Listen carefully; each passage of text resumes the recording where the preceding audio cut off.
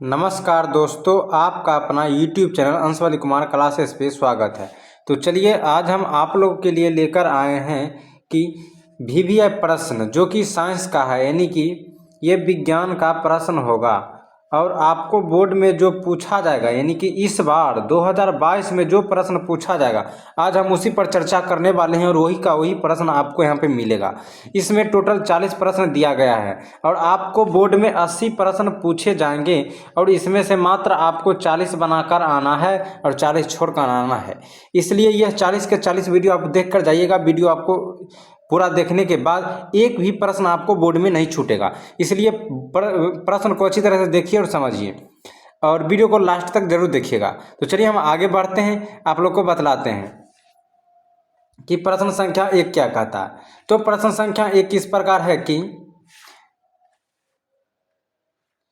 प्रश्न संख्या 1 है, अवतल दर्पण की फोकस दूरी उसकी वक्रता त्रिज्या की क्या होती है। जी हाँ दोस्तों, अगर आप लोग पढ़ चुके होंगे थ्योरी में कि F बराबर R/2, यानी कि जो R होता है वो वक्रता त्रिज्या होता है, जो R होता है वो वक्रता त्रिज्या होता है और जो ये F होता है वो फोकस दूरी होता है, जो F होता है वो फोकस दूरी होता है। इसलिए R/2 यानी कि आधी होती है। वक्रता त्रिज्या क्या होती है प्रश्न में पूछ रहा है, तो आधा होता है। ऑप्शन नंबर बी सही हो जाएगा। जी हाँ दोस्तों, प्रश्न संख्या 1 का ऑप्शन नंबर बी सही हो जाएगा। वीडियो आप लोग को अच्छा लगे तो लाइक जरूर करिएगा, चैनल पर नहीं तो चैनल को सब्सक्राइब कर दीजिएगा। चलिए अब अगला प्रश्न पर चलते हैं। प्रश्न संख्या 2 क्या कहता है, तो इसको देखते हैं। तो प्रश्न संख्या 2 इस प्रकार है कि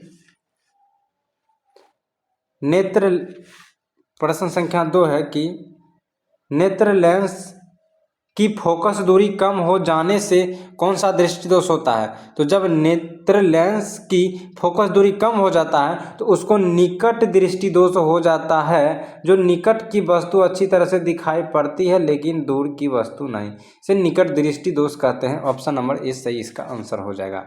प्रश्न संख्या 3 में कहता है, लघु पथन के समय परिपथ में विद्युत धारा का मान होता है। लघु पथन के समय विद्युत धारा का मान जो है बहुत अधिक बढ़ जाता है। जब लघु पथन के समय यानी कि जब विद्युत जाते आते रहता है परिपथ में, तो उस समय बहुत अधिक बढ़ जाता है विद्युत धारा। चलिए अब अगला प्रश्न पर चलते हैं। तो अगला प्रश्न इस प्रकार से मिलता है कि निम्नलिखित में कौन सा पद विद्युत परिपथ में बहुत शक्ति को निरूपित नहीं करता है। तो वो होगा V²/2, यानी कि V²/2 जो है वो विद्युत को बहुत कम निरूपित करता है, विद्युत शक्ति बहुत कम देता है। चलिए अगला प्रश्न को देखते हैं। प्रश्न संख्या 5 में कहता है, अभिनेत्र लेंस फोकस दूरी के में परिवर्तन किया जाता है तो पश्चामी मांसपेशियों के द्वारा जो है वो परिवर्तन किया जाता है। चलिए अब अगला प्रश्न पर चलते हैं। तो अगला प्रश्न इस प्रकार होगा कि विद्युत मोटर, अगला प्रश्न है कि विद्युत मोटर परिवर्तित करता है। जी हाँ दोस्तों, ये विद्युत मोटर है, यानी कि मोटर को हम लाइन देते हैं तो मोटर चलता है, चलने के बाद हमको यांत्रिक ऊर्जा पैदा करता है, इसलिए विद्युत ऊर्जा से यांत्रिक ऊर्जा इसका आंसर हो जाएगा। Option number B. यहाँ पर बोल रहा है यांत्रिक ऊर्जा को विद्युत ऊर्जा में, तो इसमें डायनमो हो जाएगा। इसमें क्या हो जाएगा, डायनमो हो जाएगा। और रासायनिक ऊर्जा को विद्युत ऊर्जा में, तो इसमें सौर प्लेट हो जाएगा। सौर प्लेट जो कि सौर प्लेट रासायनिक ऊर्जा नहीं है, ये रसायन का जो ऊर्जा होता है उसको अब विद्युत में बदलता है, वो इसमें हो जाएगा। तो चलिए अब अगला प्रश्न पर चलते हैं। तो अगला प्रश्न ये है कि विद्युत बल्ब के फिलामेंट में किस तत्व का उपयोग होता है। तो विद्युत बल्ब के फिलामेंट में टंगस्टन का उपयोग होता है। जी दोस्तों, टंगस्टन। ऑप्शन नंबर ए सही हो जाएगा। टंगस्टन का उपयोग होता है विद्युत बल्ब में। तो चलिए अब अगला प्रश्न पर चलते हैं।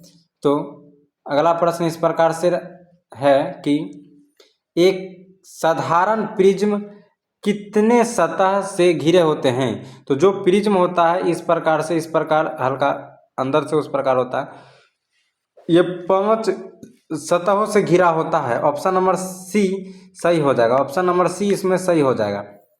प्रतिबिंब का आकार हमेशा वस्तु के बराबर है तो दर्पण होगा। जब प्रतिबिंब का आकार वस्तु के बराबर होगा तो इसका अर्थ यह होता है कि यह समतल दर्पण है जो हम लोग के लिए घर में लगा रहता है। ऑप्शन नंबर सी सही हो जाएगा, समतल दर्पण। चलिए अब अगला प्रश्न पर चलते हैं। अगला प्रश्न में कहता है कि विद्युत चुंबकीय प्रेरण की खोज किसने की थी? तो विद्युत चुंबक प्रेरण की खोज फैराडे ने किया था। ऑप्शन नंबर बी सही हो जाएगा कि विद्युत चुंबक प्रेरण की खोज फैराडे ने किया था। इसलिए इसमें फैराडे के और मैक्सवेल फैराडे के नियम पढ़ना होता है।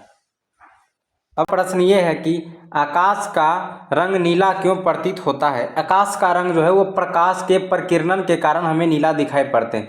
आकाश का जो रंग है वो प्रकाश के प्रकीर्णन के कारण हमें नीला दिखाई पड़ते हैं। चलिए अब अगला प्रश्न पर चलते हैं। तो अगला प्रश्न होगा कि सामान्य नेत्र अधिकतम कितनी दूरी तक की वस्तुओं को स्पष्ट देख सकता है? सामान्य नेत्र जो है वो अधिकतम कितनी दूरी तक वस्तुओं को देख सकता है? तो अधिकतम जब पूछेगा तब अनंत हो जाएगा कि वो अधिकतम अनंत तक पूछता है, और जब न्यूनतम पूछेगा तब यहाँ पे हो जाएगा 25 सेमी। समझ गए? तो चलिए अब अगला प्रश्न पर चलते हैं। अगला प्रश्न है कि लेंस की क्षमता का एसआई मात्रक बताएं। लेंस की क्षमता का एसआई मात्रक क्या होता है सो आपको बताना है। तो लेंस की क्षमता का जो है एसआई मात्रक मीटर प्रति सेकंड होता है। लेंस की क्षमता का एसआई मात्रक मीटर प्रति सेकंड होता है। ऑप्शन नंबर सी सही आंसर हो जाएगा। उसके बाद कह रहा है कि अभिक्रिया CuO प्लस H2 को जब अभिक्रिया कराते हैं तो हमें यहाँ पर जो उत्पन्न होता है कॉपर और जल, यानी कि Cu और H2O में किसका उपचयन होता है? इसमें उपचयन जो है वो हाइड्रोजन का होता है, H2 का। ऑप्शन नंबर बी सही हो जाएगा कि यहाँ पे उपचयन जो है वो हाइड्रोजन का होता है, क्योंकि हाइड्रोजन जो है वो ऑक्सीजन को जोड़ लेता है।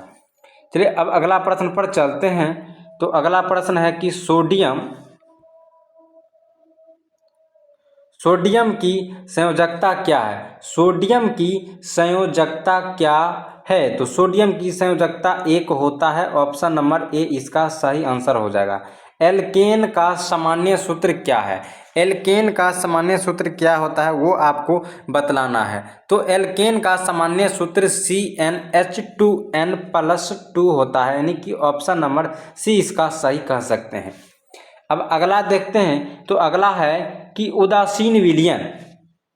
अगला प्रश्न है कि उदासीन विलयन का pH मान क्या होता है? उदासीन विलयन का जो है pH मान 7 के बराबर होता है। ऑप्शन नंबर सी सही हो जाएगा। 18 नंबर प्रश्न है आवर्त सारणी में कितने वर्ग होते हैं? तो आवर्त सारणी जो होता है उसमें 18 वर्ग होते हैं। आवर्त सारणी में कुल 18 वर्ग होते हैं। ऑप्शन नंबर डी सही हो जाएगा। अगला प्रश्न को देखते हैं। तो अगला प्रश्न इस प्रकार है कि कौन सा अधातु विद्युत का सुचालक है? यहाँ बताता है कि कौन सा अधातु है जो विद्युत का सुचालक है।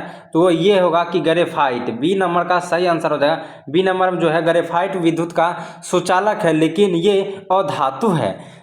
प्रश्न संख्या 20 में करा कार्बन क्या है? तो कार्बन एक अधातु है। यह इससे विद्युत इस पार से उस पार नहीं हो सकता है, विद्युत इसमें नहीं जा सकता, इसलिए अधातु है।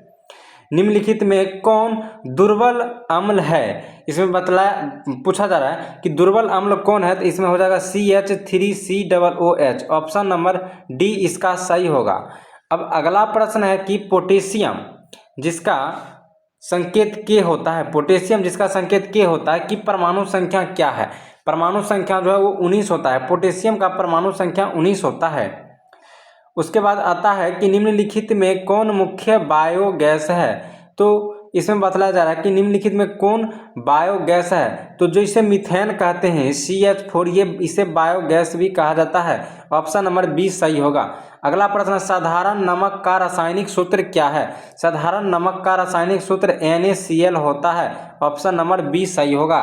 चलिए अब अगला प्रश्न देखते हैं। तो अगला प्रश्न इस प्रकार है कि किसी अभिक्रिया में भाग लेने वाला पदार्थ कहलाता है। अभिक्रिया में जो भी पदार्थ भाग लेते हैं उसे कहते हैं अभिकारक, और जो अभिक्रिया कर कर जो चीज़ देता है उसे हम कहते हैं प्रतिफल। हमको पूछता है अभिक्रिया में भाग लेने वाले पदार्थ को क्या कहते हैं, तो अभिकारक कहते हैं। इसी में अगर पूछता अभिक्रिया होने के बाद क्या बनता है, तो हमें प्रतिफल बनता है। चलिए अगला प्रश्न कहता है कि कौन शून्य वर्ग का तत्व है, कौन शून्य वर्ग का तत्व है, तो इसका आंसर हो जाएगा helium, He। Option number C सही हो जाएगा, जो शून्य वर्ग का तत्व है। चलिए अब जीव विज्ञान का प्रश्न आता है, तो इसमें देखते हैं क्या प्रश्न में पूछा जाता है। सो प्रश्न में कहता है स्वपोषी पोषण के लिए आवश्यक है, स्वपोषी पोषण के लिए क्या क्या चीज आवश्यक है। ए में दिया गया है कार्बन डाइऑक्साइड तथा जल, बी में दिया गया क्लोरोफिल, सी में दिया गया सूर्य प्रकाश, और डी में दिया गया इनमें से सभी, क्योंकि इसका आंसर सभी हो जाएगा। जो भी स्वपोषी है उसको इन तीनों चीज का जरूरत होता है, कार्बन डाइऑक्साइड, क्लोरोफिल और सूर्य का प्रकाश।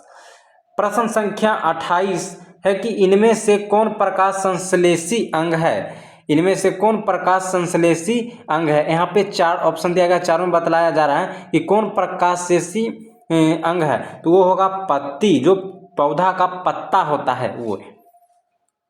अगला प्रश्न है मनुष्य के शरीर में सबसे बड़ी ग्रंथि है, मनुष्य के शरीर में सबसे बड़ी ग्रंथि यकृत है, जिसको लीवर भी कहा जाता है। चलिए अब अगला प्रश्न पर चलते हैं। तो अगला प्रश्न ये है कि पादप में जाइलम के लिए उत्तरदायी है, पादप में जाइलम के लिए उत्तरदायी है कि जल के वाहन के लिए। पादप में हम जाइलम क्यों किस काम के लिए रहता है, तो जल को वाहन के लिए काम आता है।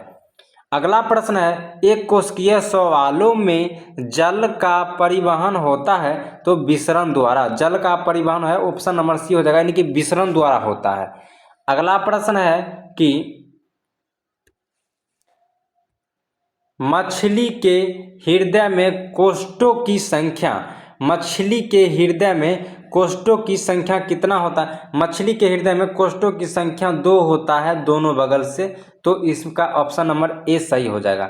निम्नलिखित में कौन एमिनो अम्ल के विखंडन से बनता है, तो इसका ऑप्शन डी हो जाएगा, यानी कि बी, यानी कि CO2 और NH3 ये दोनों हो जाएगा। चलिए अगला प्रश्न पर चलते हैं। तो अगला प्रश्न है 34 का कि ऑक्सीजन है, ऑक्सीजन क्या है वो आपको लिखना है, ऑक्सीजन क्या है। 34 नंबर प्रश्न का है कि ऑक्सीजन क्या है, तो ऑक्सीजन जो है एक हार्मोन है, ऑक्सीजन क्या है, एक हार्मोन है, ऑप्शन नंबर ए इसका सही हो जाएगा। अगला प्रश्न है एक नर हार्मोन है, एक नर हार्मोन है, इसे कहते हैं टेस्टेरोन, टेस्टेरोन जो है ये नर हार्मोन है। चलिए अब अगला प्रश्न पर चलते हैं। तो अगला प्रश्न इस प्रकार है कि